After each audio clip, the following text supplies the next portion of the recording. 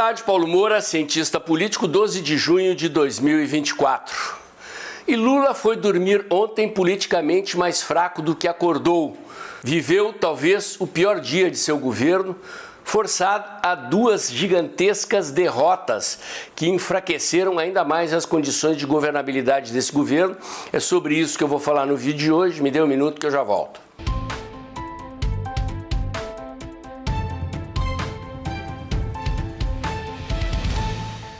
Meus amigos, quero agradecer a todos vocês que todo mês contribuem financeiramente para a existência e a preservação da linha editorial independente desse canal, que só pode existir graças a esse apoio financeiro mensal que vocês me dão. Felizmente, aconteceu no mês de maio, está se repetindo no mês de junho. As receitas do canal estão muito abaixo do necessário para manter o equilíbrio entre receitas e despesas. Se você puder pingar o seu Pix ou se tornar membro do canal, eu agradeço. Muito bem, meus amigos. Para vocês que acompanham o canal aqui diariamente, já viram os vídeos recentes em que eu fiz aqui, mostrando que o governo está perdendo condições de governabilidade do ponto de vista econômico e do ponto de vista político a passos acelerados. E ontem o governo desceu mais alguns degraus na escala da governabilidade. Foi forçado a cancelar o leilão de compra de arroz asiático, uma medida que havia sido pensada para que Lula posasse perante a opinião pública como o pai dos pobres, o fornecedor de arroz barato.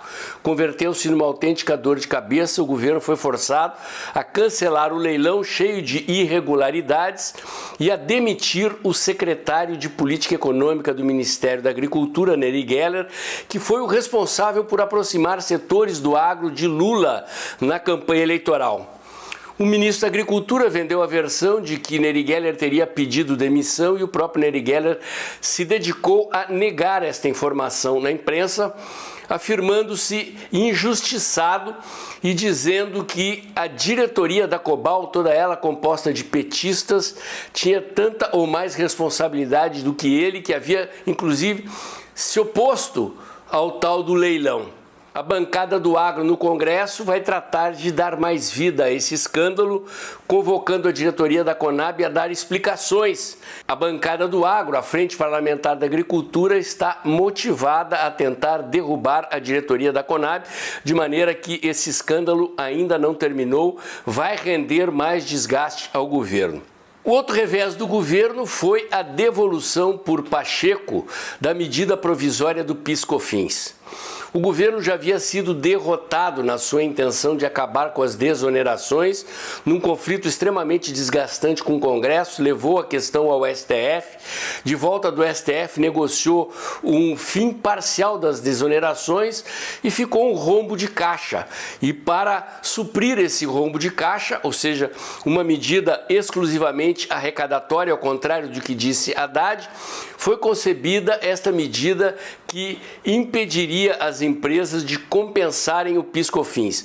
A medida absolutamente arrecadatória e inconstitucional, porque diz a lei que medidas de caráter tributário que alterem regras vigentes precisam obedecer ao princípio da noventena, ou seja, só pode entrar em vigor 90 dias depois de aprovadas, e sendo uma medida provisória, ela entrou em vigor imediatamente, violando a Constituição, motivo pelo qual Pacheco a devolveu. O eufemismo de que foi devolvida apenas parcialmente não passa disso mesmo. Um eufemismo, não existe devolução parcial. Aliás, nem devolução de medida provisória é prevista em lei. O trâmite seria encaminhar a medida provisória à Comissão de Constituição e Justiça, que, determinando a sua ilegalidade, engavetaria a medida provisória, mas inventaram essa questão da devolução parcial da medida provisória. O fato é que o governo engoliu uma derrota de grandes proporções. Haddad estava visivelmente contrariado na entrevista coletiva que concebeu ontem à noite, afirmando que a medida era moralizadora, que ela se opunha a fraudes na compensação do PIS/COFINS que seriam praticadas por agentes de mercado, fraudes que ele não explicou e que caberia à Receita Federal identificar e punir se fosse verdade. A medida era uma medida que visava tapar o rombo de caixa produzido pelo próprio Haddad, pelo próprio governo petista. O governo não tem plano B, conforme confessa Haddad, ou seja, o rombo das contas públicas está aí. E o governo sangrou, mas sangrou copiosamente aos olhos da opinião pública e do sistema político. Derrotado em pautas da questão moral, da pauta de costumes, como diz a imprensa, o governo passou a vender a versão de que ia se dedicar à agenda econômica, na qual tinha colhido algumas vitórias, como a aprovação do arcabouço fiscal, da reforma tributária. Acontece que o governo vem sendo derrotado também na agenda econômica. Prova disso é que não conseguiu aprovar o fim das desonerações e agora se viu forçado haver a devolução da medida provisória que deveria tapar o seu rombo de caixa. Há uma crise fiscal de grandes proporções contratadas e, como disse Haddad, não há plano B. Há uma guerra interna no governo do PT.